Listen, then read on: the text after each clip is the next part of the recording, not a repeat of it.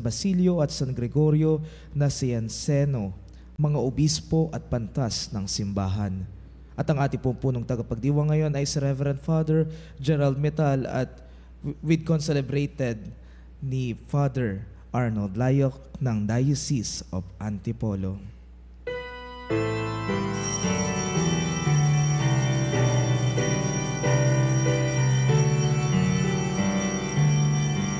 O come, all ye faithful, joyful and triumphant. O come ye to Bethlehem. Come and behold him, born the King of angels. Oh, come, let us adore him. Oh, come, let us adore him. Oh, come, let us adore him. Christ the Lord. Sa ngalan ng Ama at ng Anak at ng Espiritu Santo. Amen. Ang pagpapala ng ating Panginoong Kristo, ang pag-ibig ng Diyos at ang pakikipagkaisa ng Banal na Espiritu naway sumainyong lahat. At sumairin. Mga kapatid, aminin natin ang ating mga kasalanan upang tayo maging marapat gumanap sa banal na pagdiriwang. Inaamin ko sa makapangyarihang Diyos at sa inyo, mga kapatid, na lubha akong nagkasala sa isip, sa salita at sa gawa, at sa aking pagkukulang. Kaya isinasamo ko sa mahal na Birheng Maria, sa lahat ng mga anghel at mga banal, at sa inyo, mga kapatid, na ako'y panalangin sa Panginoong ating Diyos. Kaawaan tayo ng makapangyarihang Diyos, patawarin tayo sa ating mga kasalanan, at patnubayan tayo sa buhay na walang hanggan. Amen. Amen. Manalangin tayo. Ama naming makapangyarihan, minarapat mong ang iyong sambayanan ay masilayan ng huwarang pamumuhay at pangangaral ni San Basilio at San Gregorio. Ipagkaloob mo sa aming kapakumbabaan ang iyong katotohanang maasahan ay aming matutuhan, at sa aming pag-ibig ito ay tapat naming magampanan sa pamamagitan ni Jesucristo kasama ng Espiritu Santo magpasawalang hanggan. Amen. Pagbasa mula sa unang sulat ni Apostol San Juan. Minamahal kong mga kapatid, sino ang sinungaling? Hindi ba ang tumatanggi si Jesus ang Kristo? Ito nga ang Antikristo, ang ayaw kumilala sa Ama at sa Anak. Ang di kumikilala sa Anak ay di rin kumikilala sa Ama. Kapag tinatanggap ninuman ang Anak, pati ang Ama'y sa Kanya. Pakaingatan ninyo sa inyong puso ang narinig ninyo sa simula pa. Kung gawin ninyo ito, mananatili kayo sa Anak at sa Ama. At ito ang pinangako sa atin ni Kristo, buhay na walang hanggan. Ang isinulat ko sa inyo ay tungkol sa mga nagnanasang magligaw sa inyo. Ang Espiritu'y ipinagkaloob na ni Kristo sa inyo. At habang siya'y nananatili sa inyo, hindi na kailangang turuan kayo ni numan. Ang Espiritu ang nagtuturo sa inyo sa lahat ng bagay, at totoo ang itinuturo niya, hindi kasinungalingan. At tulad ng itinuro ng Espiritu, manatili kayo kay Kristo. Kaya nga, mga anak, manatili kayo sa Kanya upang maging panatag ang ating loob sa muling pagparito niya, at hindi tayo mahiya sa Kanya sa araw na yaon. Ang salita ng Diyos. Salamat sa Diyos. Kahit sa ay namamalas, tagumpay ng nagliligtas. Kahit sa ay namamalas, tagumpay ng nagliligtas. Umawit ng bagong awit at sa poon ay ialay, pagkat yaong ginawa niya ay kahangahangang tunay. Sa sariling lakas niya at taglay na kabanalan, walang hirap na natamo, yaong hangad na tagumpay. Kahit sa ay namamalas, tagumpay ng nagliligtas. Ang tagumpay niyang ito'y siya na rin ang naghayag. Sa harap ng mga bansay nahayag ang pagliligtas. Ang pangako sa Israel, lubos niyang tinutupad. Kahit sa ay namamalas, tagumpay ng nagliligtas. Tapat siya sa kanila at ang pag-ibig ay wagas. Ang tagumpay ng ating Diyos kahit saan ay namalas. Magkaingay na may galak, yaong lahat sa daigdig. Ang poon ay buong galak na purihin sa pag-awit. Kahit sa ay namamalas, tagumpay ng nagliligtas.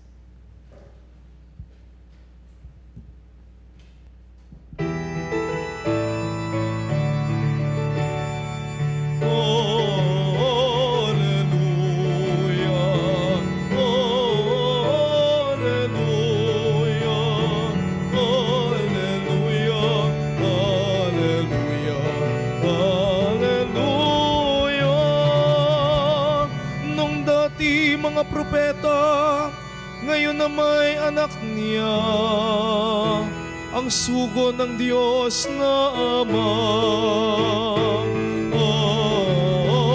Alleluia, Alleluia,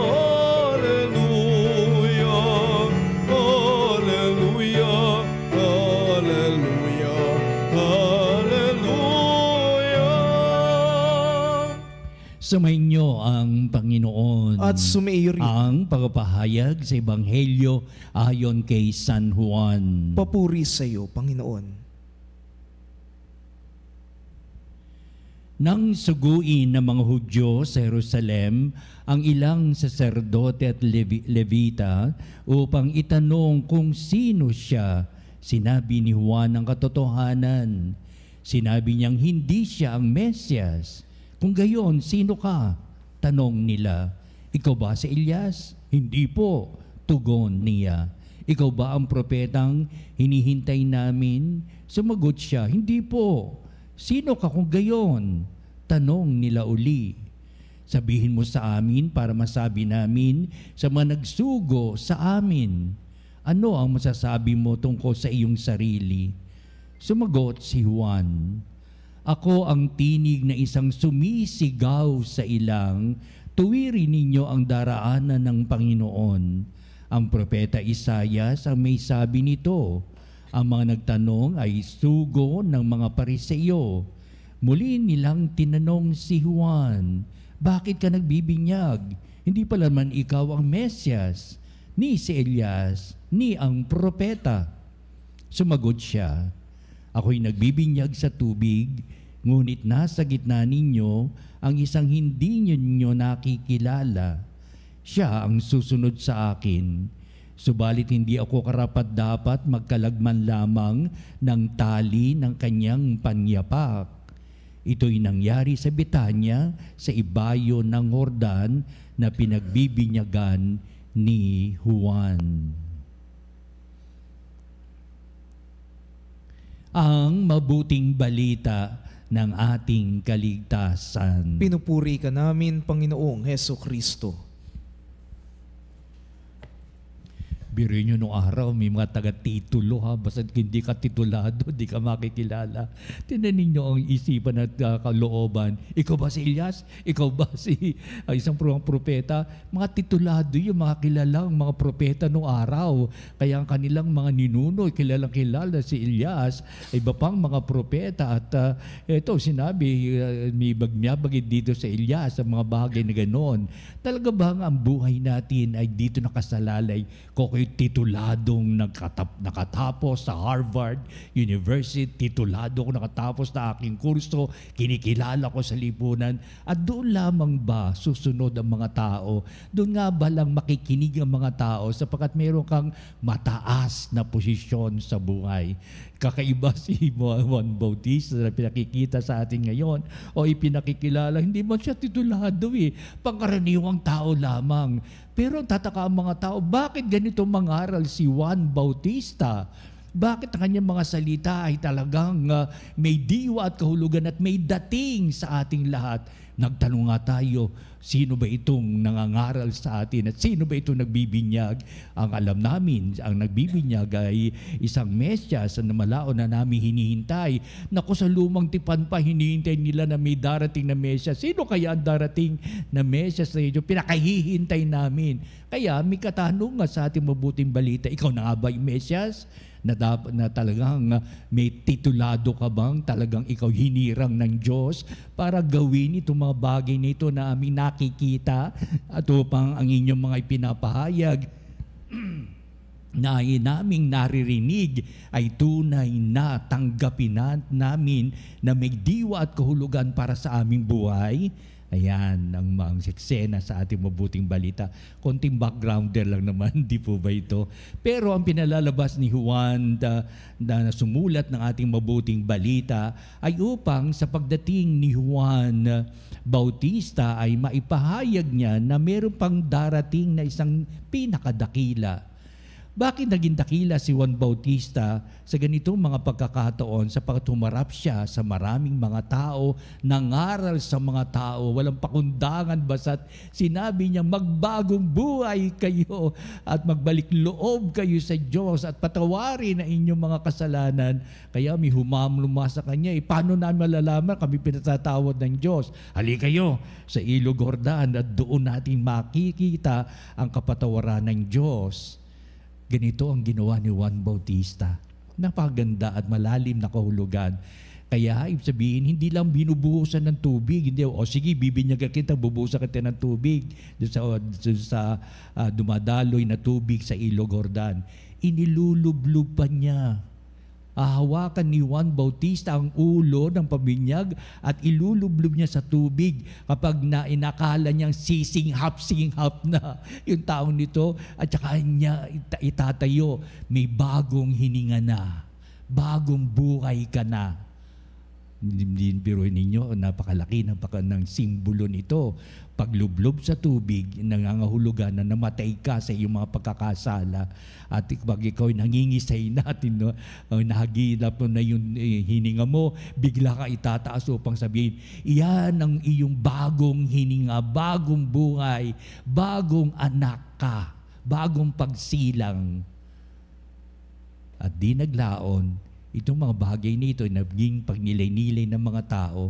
Tama, namatay tayo dapat sa namatay tayo sa ating mga pagkakasala na tagang dumarating sa buhay natin na napakahigpit na at hindi natin na makayanan ng kasalanan.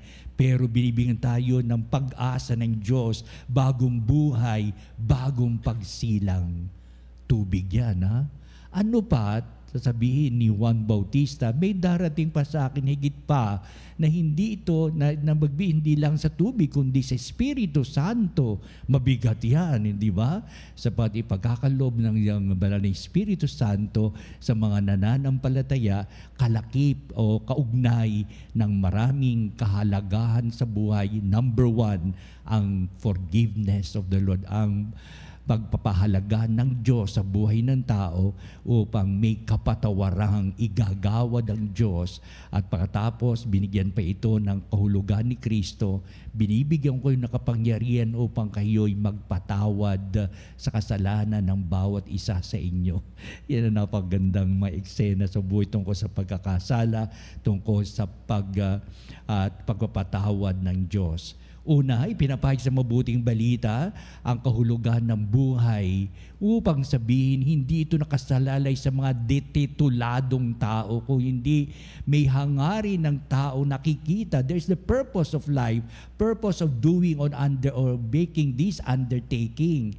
Madalas yan na nakikita ko pag may mga nagsasalita, mayroon pinapahayag ang kanyang gusto mangyari at mangyari, hindi lamang sa kanyang mga salita, sa kanyang pong nanggagaling sa kanyang puso at kalooban, what is the great intention of this person telling me this thing or telling me to do things that he wants to do for me to do it. Kaya yung bang mga pahayag natin naggagaling sa ating puso't kalooban, ano pa at hindi na kailangan ang diditutulado, is just a firmness of the mind and our heart, the validity upang anuman salita natin may dating at halaga at kahulugan sa ating mga kausap.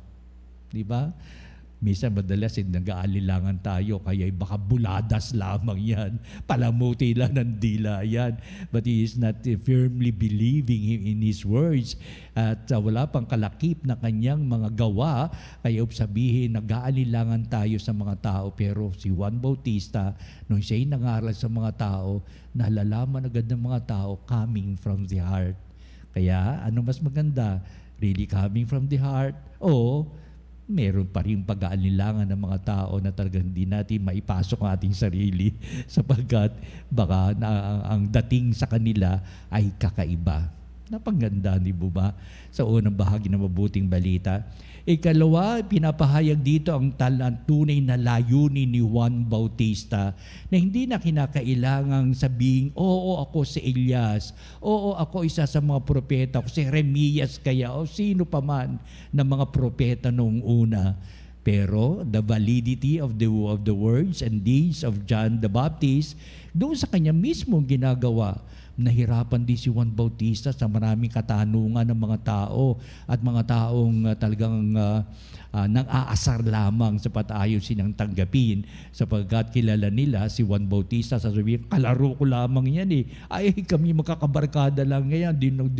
Ngayon lang na nakita, nalaman na siya pala. Ito na ngayon, doing all the preachings left and right.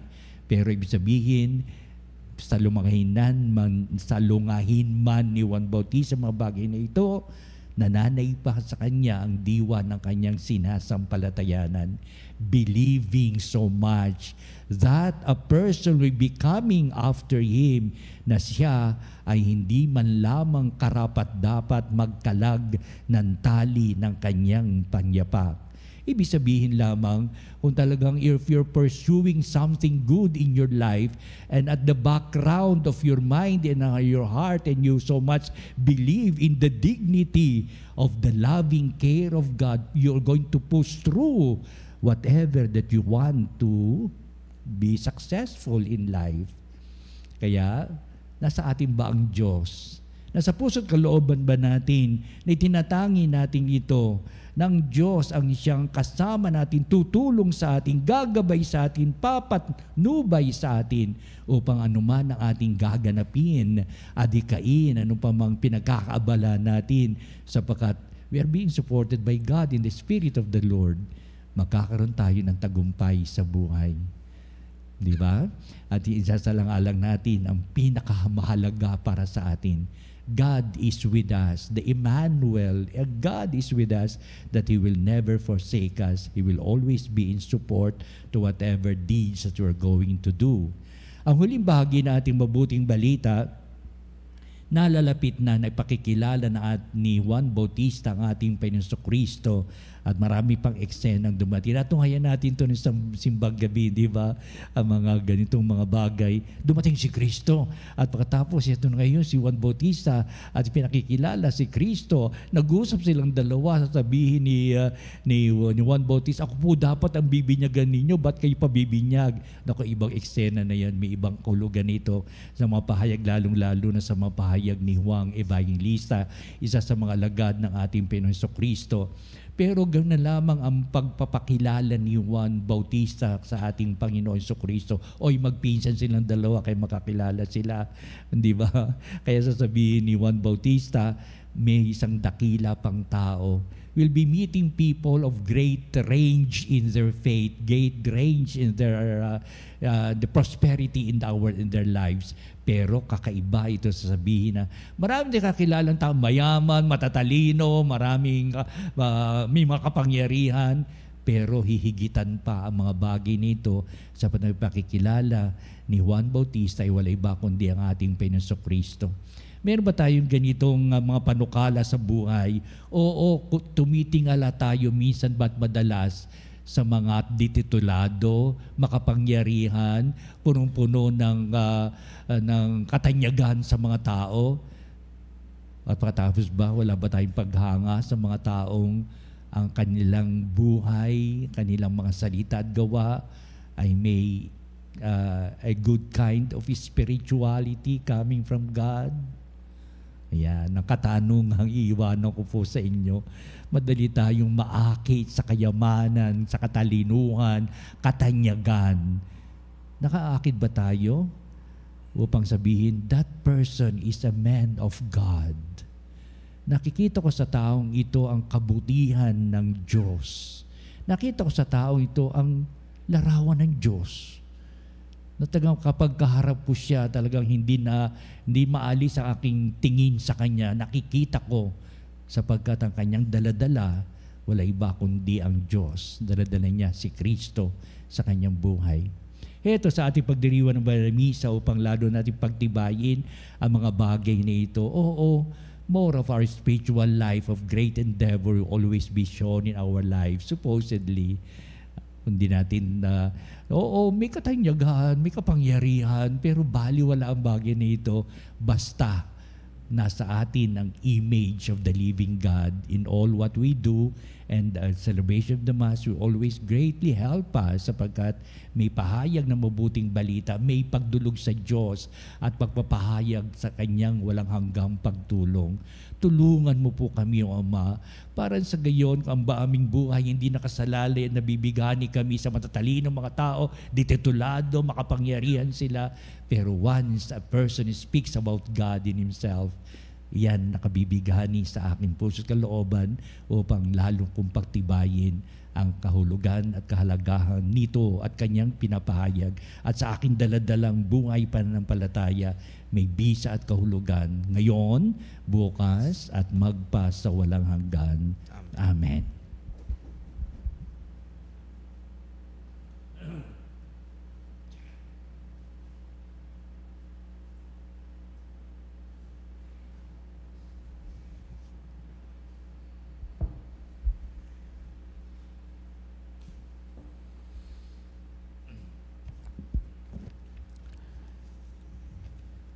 Itinuring si Juan Bautista ang kanyang sarili na hindi la karapat-dapat sa tungkuling ipinagkatiwala sa kanya ng Diyos.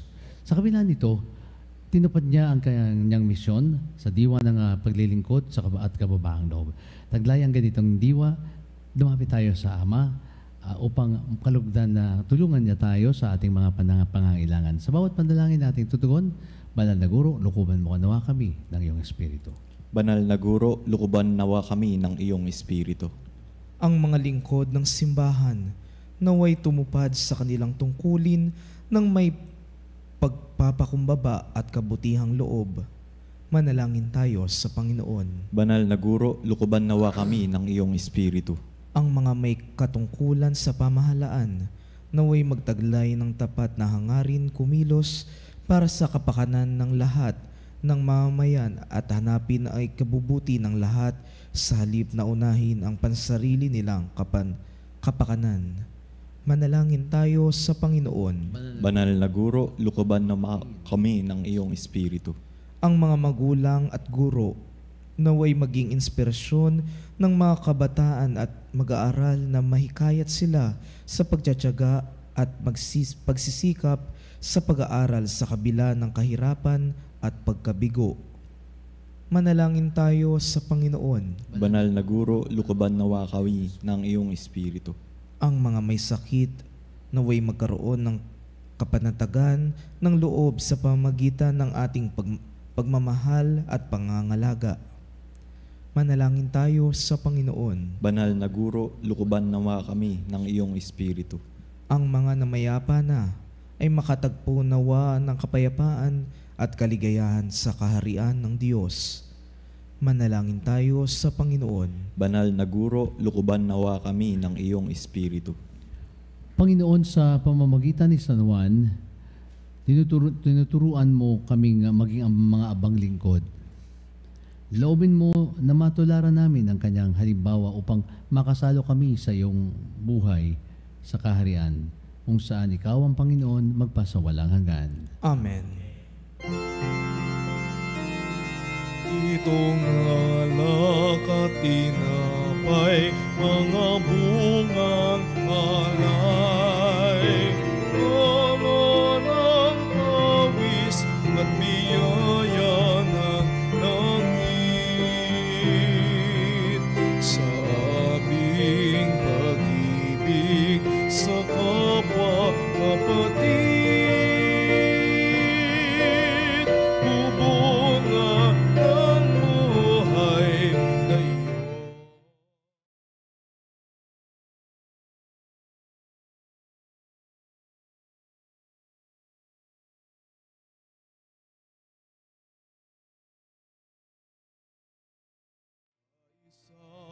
Pagmamahal at kabanalang taglay. Dalangin namin, manatili kaming tapat sa pag-ibig na bigay mo sa amin. Manalangin kayo mga kapatid upang ang ating paghahain ay kalugdan ng Diyos Amang makapangyarihan. Tanggapin nawa ng Panginoon itong paghahain sa iyong mga kamay sa kapurihan niya at karangalan sa ating kapakinabangan at sa buong sambayanan niyang banal. Ama naming dumikha, tunghayan mo ang mga alay na nasa dambana.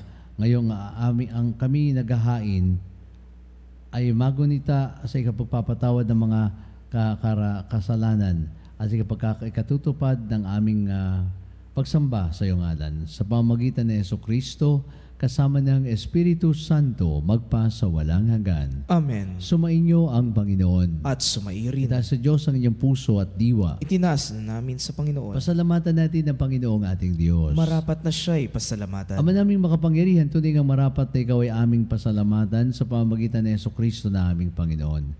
Ang anak mong di na iba sa amin ay siyang pumawi sa dilim, kaya ngayon ikaw ang aming nababanaagan. Ang anak mong di na iba sa iyo, sa iyo ay isang salita mo. Sa katahuan niya, ang iyong sarili aming nakikita.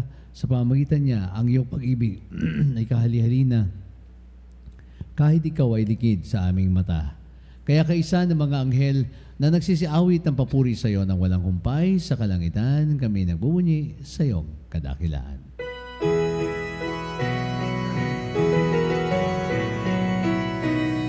Santo, Santo, Santo, Panginoong Diyos na mga hukbo, napupuno ang langit at lupa ng kadakilaan mo.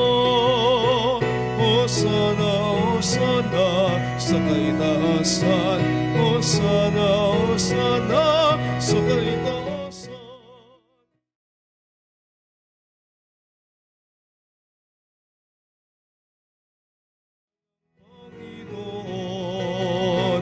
Hosana, Hosana, sa kaitaasan.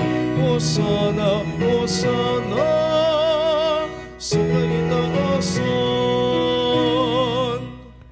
Ama naming banal, ikaw ang bukal ng tanang kabanalan, kaya't sa pamamagitan ng iyong Espiritu, gawin mong banal ang mga kaloob na ito, upang para sa amin ay maging katawan at dugo ng aming Panginoong Hesukristo. Bago niya pinagtiis ang kusang loob na maging handog, hinawakan niya ang tinapay. Pinasalamatan kanya, pinaghati-hati niya iyon, iniabot sa kanyang mga alagad at sinabi, tanggapin ninyong lahat ito at kanin. Ito ang aking katawan na ihahandog para sa inyo.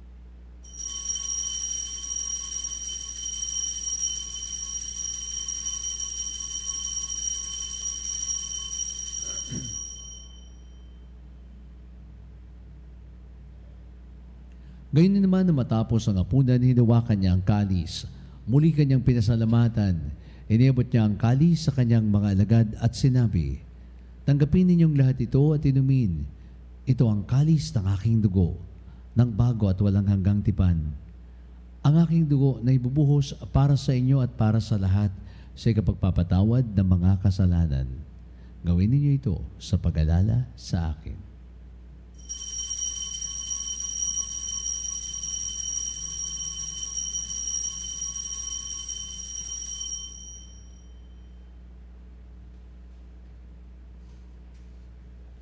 Ipagbunyi natin ang misteryo ng pananampalataya. Si Kristo ay gunitain, sarili ay inihain, bilang pagkain inumin, pinagsasaluhan natin, hanggang sa siya'y dumating,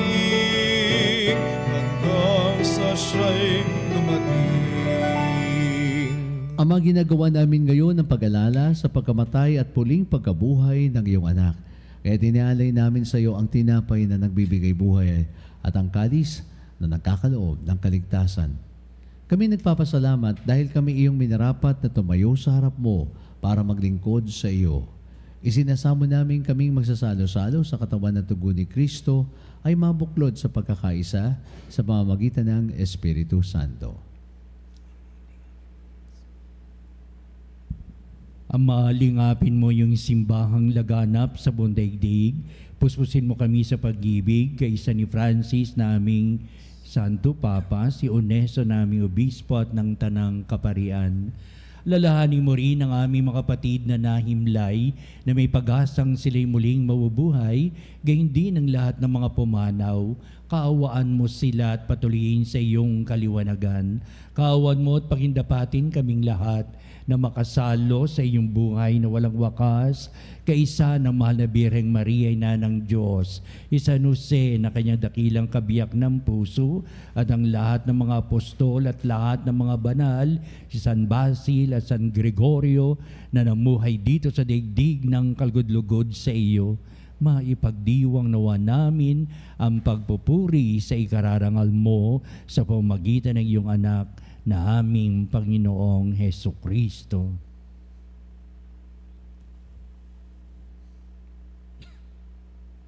Sa pamamagitan ni Kristo, kasama niya at sa Kanya, ang lahat ng parangal at papuri ay sa iyo. Diyos amang makapangyarihan, kasama ng Espiritu Santo, magpasawalang hanggan. Amen,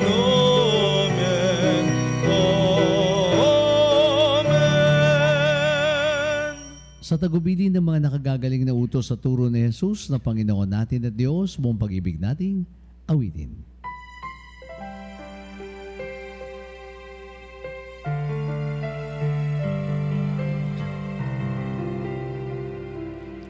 Ama namin, sumasalangit ka, sambahin ang ngalan mo, mapasa amin ang kaharian mo, sundin ang loob mo.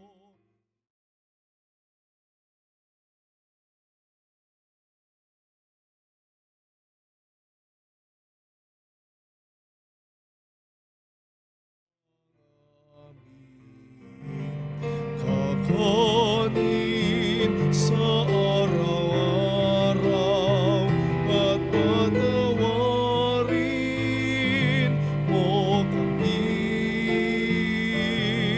sa aming mga sala para ng pagpapatawad namin.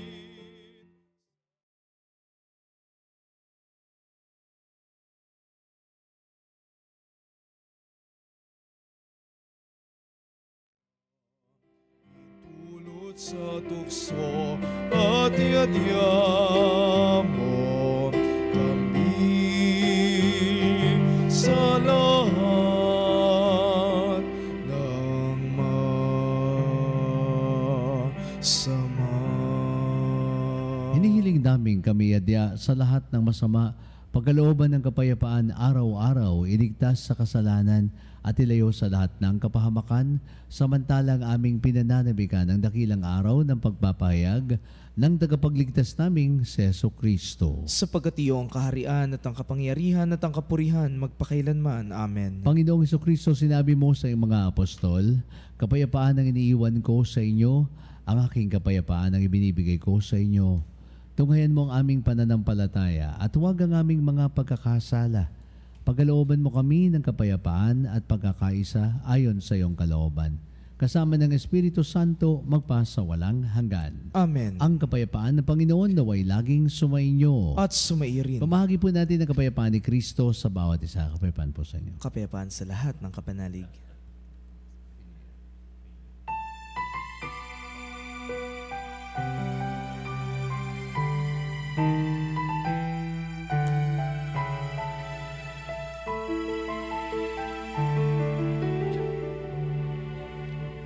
Kordero ng Diyos na nag-aalis ng mga kasalanan.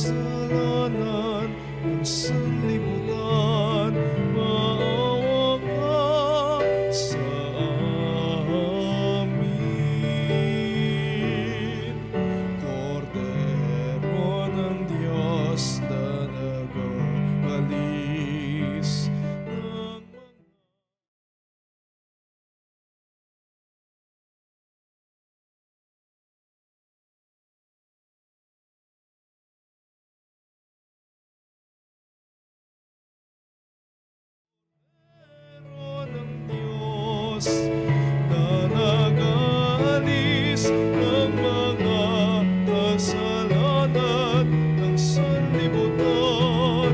Ipagkaloob mo sa amin ang kapayapaan.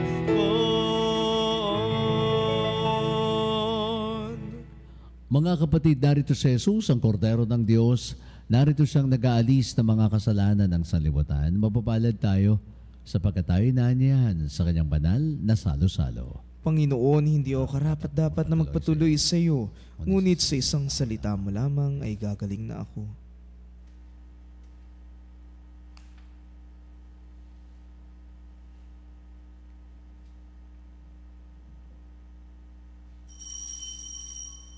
Mga kapanalig, ating dasalin ang komunyong espiritual.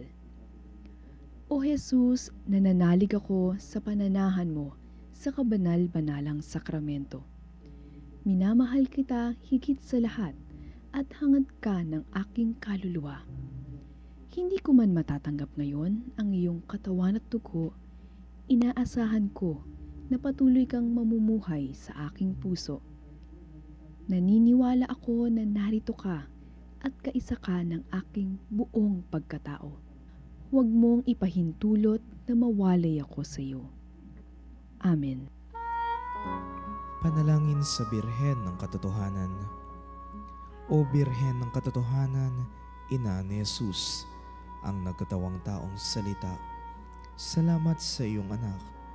Tinatanggap ko siya bilang aking katotohanan at kaligtasan.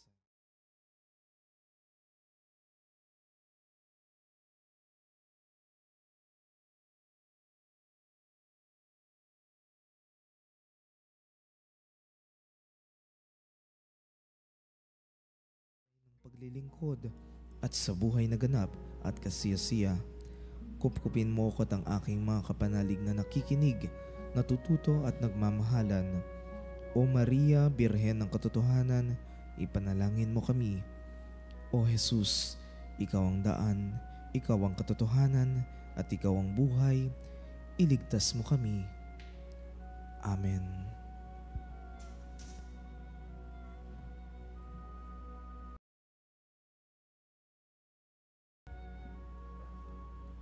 Ama naming mapagmahal, kaming nagsisipakinabang ay dumadalangin ang pinanaligan ng uliran naming sina San Gregorio at San Basilio ay may pahayag namin at ang itinuro nila ay magawa naming ganapin sa pamamagitan ni Jesucristo kasama ng Espiritu Santo magpasawalang hanggan. Amen. Mga kapatid, hindi po tayo magbabasbas ng formal pero ang sa mamagitan po ng paglalahad ng banal na sakramento sa altar ay magsisilbi po itong pagbabasbas. Dako na po tayo sa susunod na bahagi ng ating pong gawain.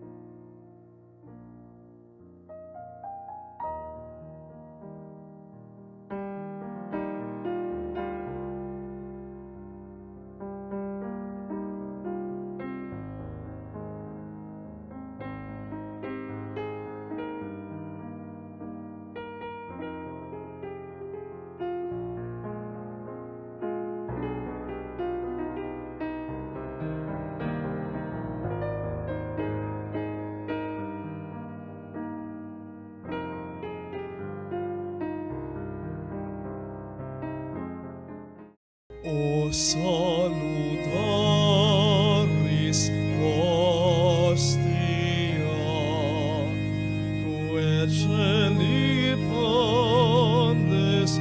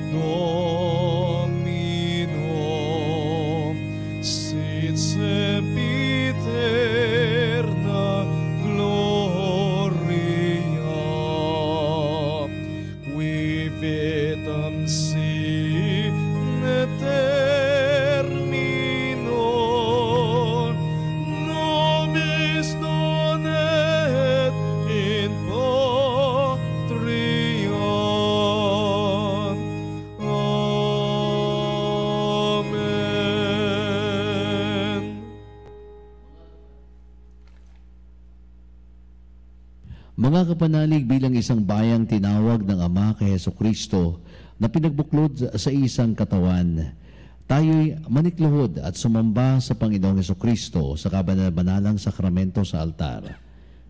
Sa sandaling ito ng pagpupuri at pagsamba sa banal na sakramento, alalahanin natin ang ating mga kapanalig na kasama natin ngayong nakikinig at nakasubaybay sa ating himpilan. Lalo ng higit ang ating mga may sakit, ang mga nakaratay sa banig ng karamdaman, ang mga nasa pagamutan at kanilang tahanan, at ang lahat ang tanging sa Diyos namang umaasa ng kagalingan.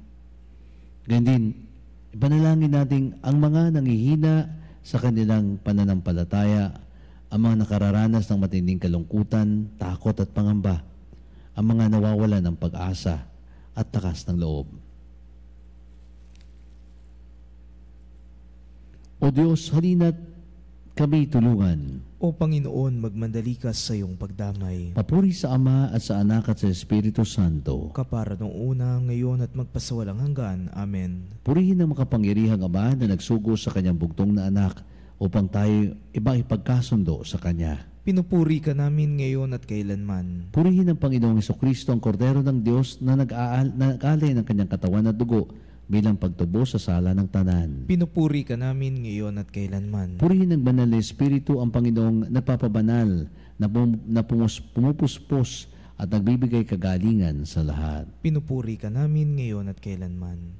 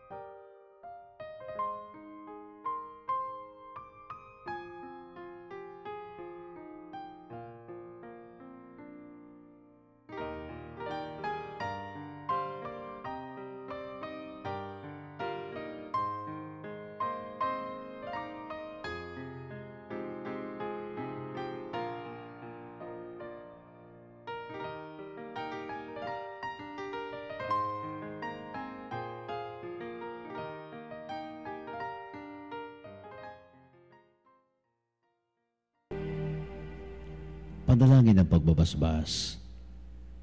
Makapangyarihang Diyos na walang hanggan, Ikaw ang aming Panginoon at butihing Ama. Sa iyong pagpapala, pinagkaloob mo ang lakas sa aming kahinaan. Tungayan mo po ng may kagandahang loob ang iyong mga lingkod na may sakit at karamdaman, ang mga nababalisa at nawawala ng pag-asa, ang mga natatakot at nalulumbay, ang mga may matinding problema at pinagdaraan ng hirap sa buhay, ang mga nasa bingid ng kamatayan. Pagalingin at aliwin mo po sila sa kanilang mga karamdaman at ibalik sa kalusugan ang kapanatagan ng loob upang mabatid nila ang iyong kabutihan at sila'y magpasalamat sa iyong banal na pangalan. Hinihiling namin ito sa pamamagitan ni Kristong aming Panginoon. Amen. Panginoon, nagsusumamo kaming dalawin ang tahanan ito at alisin mula rito ang lahat ng mapanirang kapangyarihan ng kaaway. Manahanawa rito ang iyong mga anghel at banal upang panatilihin kami sa kapayapaan at sumaamin nawang lagi ang iyong pagpapala.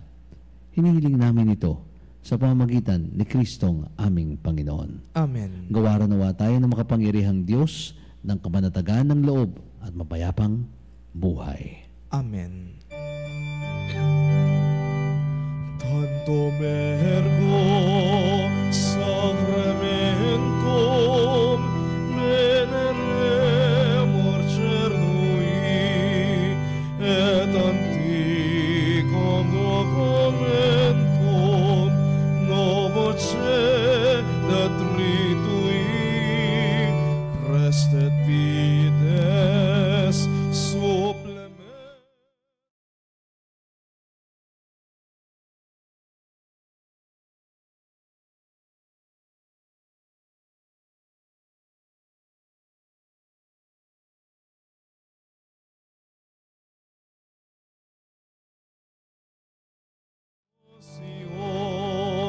Sa Luzon Escoque, sit et benedictio, procedenti ab utroque, comparsit laudatio.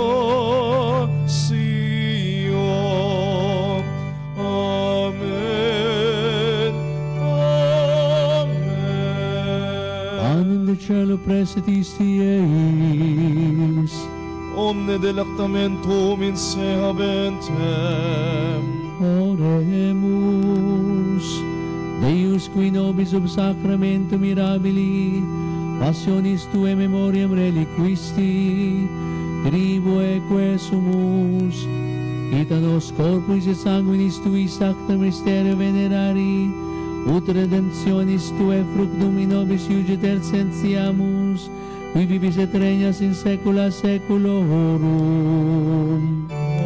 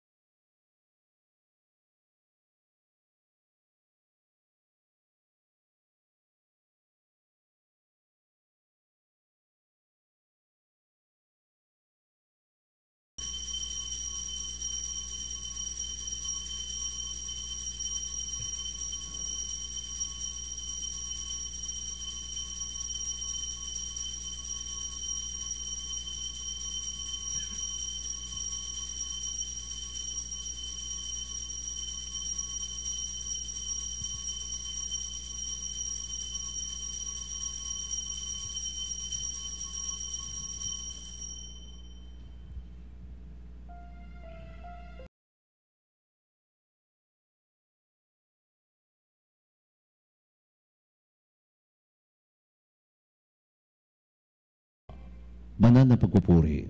Purihin ang Diyos. Purihin ang Diyos. Purihin ang kanyang banal na pangalan. Purihin ang kanyang banal na pangalan. Purihin si Jesucristo, Diyos na totoo at tao namang totoo. Purihin si Jesucristo, Diyos na totoo at tao namang totoo. Purihin ang ngalan ni Jesus. Purihin ang ngalan ni Jesus. Purihin ang kanyang kabanal-banalang puso. Purihin ang kanyang kabanal-banalang puso. Purihin ang kanyang kamahal-mahalang dugo. Purihin ang kanyang kamahal-mahalang dugo. Purihin si Jesucristo sa banal na sakramento sa altar. Purihin si Jesucristo sa banal na sakramento sa altar. Purihin ang Espiritu Santo ang mga aliw. Purihin ang Espiritu Santo ang mga aliw. Purihin ang dakilang ina ng Diyos, si Maria Santissima. Purihin ang dakilang ina ng Diyos, si Maria Santissima. Purihin ang kalinis-linisang paglilihi sa Kanya. Purihin ang kalinis-linisang paglilihi sa Kanya. Purihin ang kanyang maluwalhating pag-aakyat sa langit. Purihin ang kanyang maluwalhating pag-aakyat sa langit. Purihin ang ngalan ni Maria, Birhen at Ina. Purihin ang ngalan ni Maria, Birhen at Ina. Purihin si San Jose, ang kanyang kalinis-linisang esposo. Purihin si San Jose, ang kanyang kalinis-linisang esposo. Purihin ang Diyos sa kanyang mga anghel at mga santo. Purihin ang Diyos sa kanyang mga anghel at mga santo. O